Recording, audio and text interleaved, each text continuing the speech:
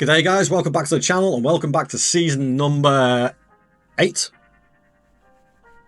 of Retro Glory Hunter at Valencia, and the challenge is at the moment to win the Spanish Cup and the league title. And as you can see from the start of the season, it's not started off well. We've had 1 win and 2 losses. Oh god, I think last season we only lost like 4 games. Hang on, I just need to double check that. Last season, sorry, we lost 6. So we've already lost a third of the games that we lost last season, this season. That is not a good start.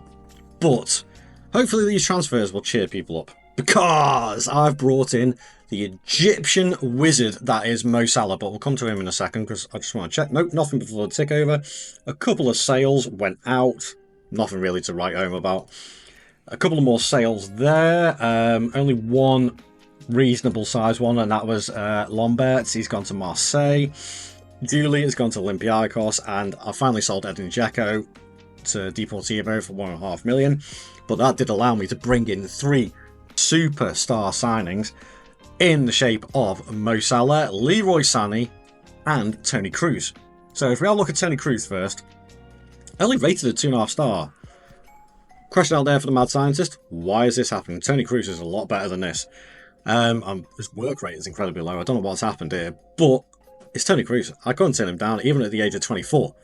I couldn't turn him down, and he's a good squad option to have. Leroy Sané, getting him in from Schalke, 18 years old, still very raw, but again, a good squad option, a good attacking option to give us more potency up front, which is what I wanted, because I've changed things, tweaked things a little bit. But the big one, and the one I've been trying to get hold of since I was at Liverpool, and he ignored me and went to Man United, rude, is Mo Salah. And I got him eventually from Man United for 65 million, which actually, all things considered, is a bit of a bargain. At the age of 22, he's still not completely finished, but he is world class already. Physicals are nuts. His technicals and mentals are just getting better and better. This guy, in a few years' time on this game, is going to be incredible. Absolutely incredible. And he started off pretty well with an average rating of over 7, 1 assist in 3 games. Not too shabby at all. He will come good. I did say I've tweaked things a little bit, and it is not a lot. It is just literally a couple of player roles here and there. But if you guys watched the previous episode, I did say that I wanted to put Mahrez in on the left-hand side as the inside forward and retrain him there. I didn't do that last season because I wanted to see how it would flow, and it almost worked, and we almost won the league title. But this season, I've got 2 African wizards, and I'm nailing them in. These 2 are staying on the wings. David Silva and Co can fight it out over the shadow striker position. David Villa is going to be the centre forward, as always. But these 2 are staying in. I need them to stay in and have a great season.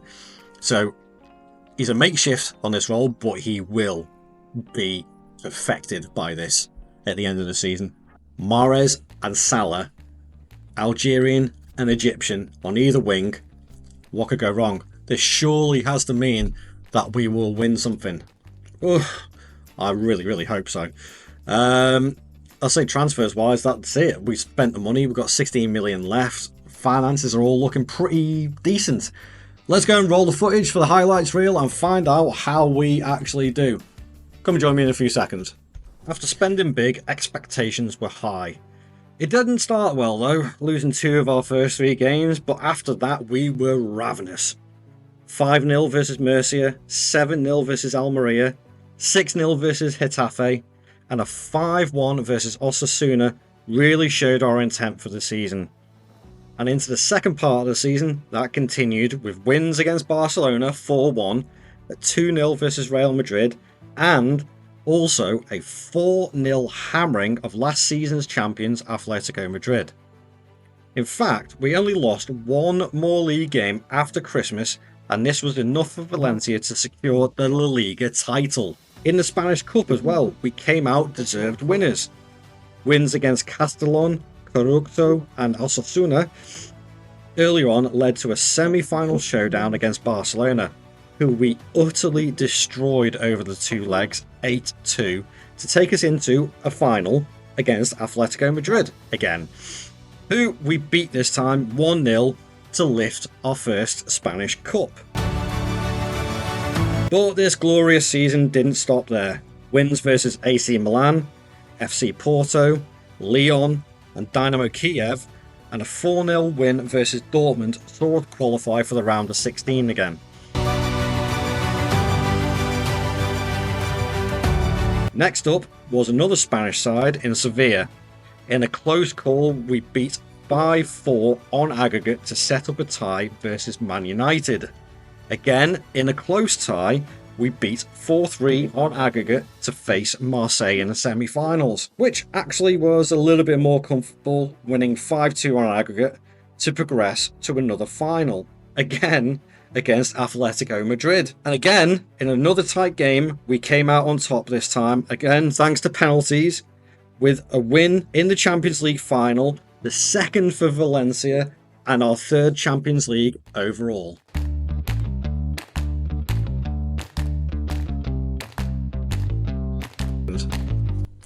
Well, would you look at that? Bask in what is possibly one of the best Glory Hunter series finishes, or sorry, not series finish, season finishes that you've ever seen. A complete clean sweep of winning every bit of silverware that I possibly could. That's the La Liga ticked off. That is the Spanish Cup ticked off. And that is my third Champions League win. Champions League's easy. Let's go and have a look at the stuff that's been going on. So, yes, we won the league title by a point. 4 points ahead of Atletico Madrid. Weirdly enough, Barcelona and Real Madrid have dropped right off. And that never happens. If we have a look at the stages, there we go. I mean, we only lost 3 games. And bear in mind, 2 of those games were in the first month of the season. We only lost 1 more game, like I said in the highlights reel. I think it was to Betis? Yeah. We lost to Atletico Madrid, and we lost to Barcelona, and we lost to Betis. Drew 9 games, which, okay, drawing 9, and 1, 2, 3 of them at home. And again, Real Betis proving a bit tough, but Sevilla gave us a good run. They only finished a point off, and they have a really, really good side, actually. If we have a look at the overview, oh, it's Arrigo Sacchi in charge. The Cow was the captain. Oh yeah, because I sold him there. Mosquera, Jesus Navas, Alejandro Pozo. I recognise that name, but I don't think he worked out in real life. Let's have a quick look at their squad before we go on. Giovanni Dos Santos. They got Karim Benzema. Oh my word. He didn't go to Real? No, he went to Sevilla instead. Whew, that's a bit strange. John Obi Mikel. Jesus Navas there, Christian Poulsen, Sergio Roberto. They've got really good. Ivan Rakitic. I believe actually that's real life. I'm sure he went to Sevilla in real life. Correct me in the comments if I'm wrong on that one. They've got a good side. They have got a good side, but not quite good enough. We have won the league title. Let's have player review. Let's have a look at the stats. Goals, David Villa, obviously. Now the age of 33, still banged in 29 goals. Most assists, Salah and Mahrez. And David Silva. Perfect. Most key passes, Mo Salah. Most clean sheets, Alisson. It worked. It worked. Let's go and have a quick look at the squad before I look at the rest of the competitions. No, I want it in goals form. So 44 in total from David Villa, plus 12 assists. That's damn good. 24 and 22 from Riyad Mahrez, who is now perfect, a natural on that side. Hasn't improved like sort of massively on his mentals or technicals, but he's had a phenomenal season. I mean, what's that? That is 46 goal contributions through the season. David Silva, 20 and 15. Mo Salah, 17 goals and 32 assists. Wow. More importantly, Van Dijk and Laporte as my centre-backs having another good season, which is vital at the end of the day. Other competitions, though, I'll come to the Champions League last. Spanish Cup, a 1-0 win against Atletico Madrid is a close one, but I'll take it. I will take it. And David Villa, top scorer again. Damn it. I'm going to have a look at David Villa in a second. And have a look and see if he's won any awards. He has got to have won something by now. But again, Champions League, we'll have a look at it. League phase, top 8. And then missed the knockout round, straight into the round of 16. Knocking out Sevilla, who actually gave us a really, really good scare. We almost didn't get past them. 5-4 on aggregate. Quarter-final, 4-3 on aggregate against Man United. Semi-final was a little bit easier, we beat Marseille. Then the final, on penalties, again, but it worked in our favour. Diego Milito, top scorer for Marseille, who is 35, oh, he's retiring. David Villa, again, with 8, though. There, that's not bad. Alisson with 6 clean sheets. Mo Salah with the most assists. Zapata with the most cards. And Kimmich the most cards. Wow. Wow, wow, wow. What a season. Let's have a quick look at the main man, David Villa. Again, he's one of my favourite strikers. He was one of my favourite all-time strikers. One of the best that's ever been around. Career stats-wise, obviously never moved to Barcelona. I kept him at Valencia, and he's been utterly incredible the last couple of seasons. But I want to know whether he's actually won. Oh, he did! He won the World Player of the Year. World Player of the Year last year. Deservedly so. Beating... Wow. It's been Barcelona pretty much every year, but this time it's David Villa. Oh. That is what I like to see. But there is only one thing that is left to do. I've got to go and find a new job.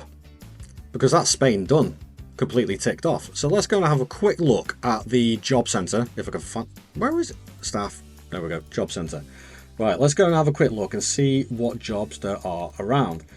But I need to narrow this down now. Argentina, Brazil, Denmark, England off, Greece, Netherlands, Portugal, Scotland, Spain and Turkey all off, and that leaves me couple of options in France, no options in Italy, but Lyon on the other hand. Ooh, this could be interesting. Ooh, let's have a look at their finances. How are they doing? Not too bad. A little bit shaky. Great facilities. I think that is probably going to be my next move. I'm going to resign from this. I'm going to go straight into the job market. I don't need to stay in Spain anymore. So, I guess you guys are going to have to join me for Season 9 to find out what actually happens. Do I move to Lyon or do I go to somewhere else? Like the video, subscribe to the channel, and come and join me for the next one. Thank you very much for watching, guys. I'll catch you in the next time. Ta-ra.